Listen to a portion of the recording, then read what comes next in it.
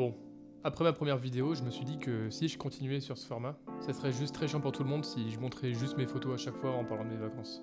Et même pour moi au final, le plus intéressant c'est plutôt de parler technique et de montrer comment je m'y prends plutôt que simplement raconter ma vie. Je t'expliquerai un peu plus à la fin de la vidéo quel format est-ce que ça va prendre et comment est-ce que vous pouvez m'aider pour ça. Pour ce premier épisode, je vais parler d'une pellicule qui est un petit peu particulière, la Cinestill 50.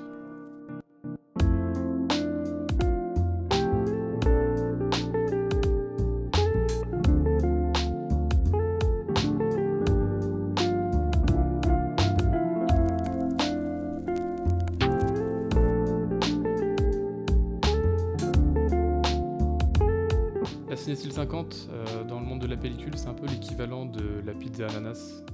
C'est une pellicule que tout le monde ne va pas forcément prendre en priorité. C'est aussi une pellicule qui met pas forcément tout le monde d'accord. Donc voilà, moi c'est une pellicule que j'avais envie de tester, que je connaissais pas encore. Et donc j'en ai pris quelques-unes pour les essayer en partant dans le sud.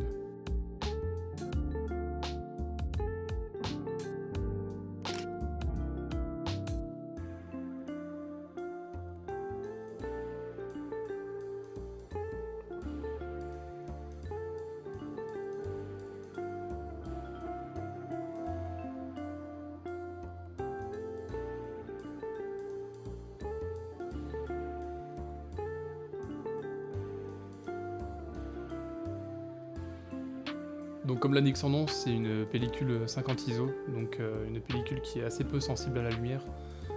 C'est une pellicule qui est assez difficile à utiliser parce qu'à la moindre variance de la luminosité, on va se retrouver très vite handicapé par le manque de lumière. Dès qu'on se retrouve en intérieur ou dès que le soleil est couché, ça devient tout de suite beaucoup plus dur d'exposer ses photos. Mais dès qu'on se retrouve en situation de bonne luminosité, dès que le soleil tape directement, c'est là que la pellicule fait vraiment ressortir toutes ses couleurs. Et on obtient une sorte de teinte verte qui est très particulier à cette pellicule.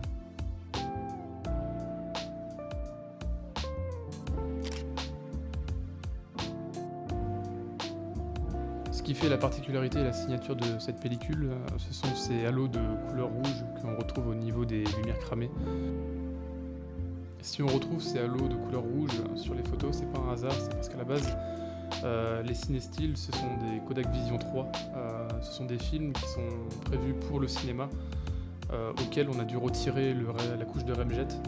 Donc le remjet, c'est une sorte de couche de protection et anti-halo qui est placée sur les films.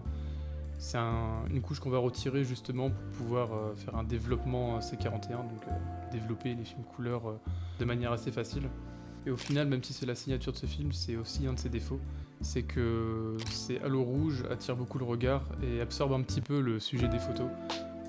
Là où on aurait tendance à regarder un sujet ou une composition particulière sur la photo, l'œil va être beaucoup plus attiré par ces zones rouges et va donc vraiment impacter le sujet initial de la photo.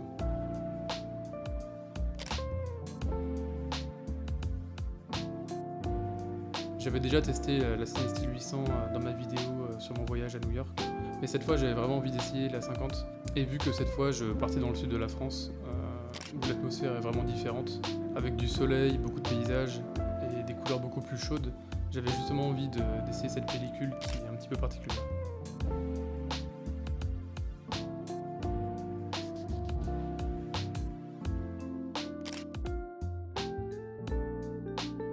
Si je devais donner mon avis, je dirais que la Cinestill 50D, c'est un film à utiliser vraiment dans des occasions très spécifiques. Personnellement, j'ai beaucoup aimé les couleurs et le rendu. Je pense aussi que c'est un film qui encaisse vraiment bien les basses lumières. Et c'est un film qui pourrait être poussé facilement à 2 ou 3 stops. Au niveau des teintes, elle se rapproche beaucoup de la Kodak Gold, mais peut-être avec ce côté un petit peu délavé en plus. Et au niveau de ces halos de lumière rouge qu'on retrouve un peu partout, moi j'aime vraiment bien. Je me dis toujours que si on veut vraiment des photos parfaites, nickel, autant faire du numérique. Moi, la photo argentique, c'est aussi quelque chose que j'aime justement pour ces petites imperfections. Ce côté granuleux qu'on peut avoir dans les films à haute sensibilité, les fuites de lumière qui peuvent arriver quand le boîtier est un petit peu endommagé. C'est quelque chose qui me plaît et pour moi, c'est aussi ce qui fait le charme de la photo argentique. Donc pour conclure, je dirais que la Cinestill 50, c'est une pellicule qui souffre beaucoup de sa réputation, qui est aussi vachement chère, il faut le dire, dans la moyenne des pellicules, mais de mon côté que je réutiliserai avec grand plaisir dès que l'occasion se présentera. Pour conclure la vidéo, je voulais parler un petit peu du format qu'elles vont prendre pour la suite. J'aimerais vraiment bien présenter dans les différentes vidéos le matériel que j'utilise, que ce soit au niveau des pellicules, au niveau des appareils pour faire des tests, présenter des techniques aussi ou simplement comment s'y prendre quand on s'y connaît un petit peu moins, et tout ça en montrant mes voyages, mes aventures, mes expéditions photo. Donc si vous avez des pellicules à me présenter ou si vous avez des vieux appareils photo argentiques qui fonctionnent bien sûr chez vous, n'hésitez pas à m'envoyer un message et on pourra voir ce qu'on peut faire avec tout ça. Merci d'avoir suivi la vidéo et à une prochaine.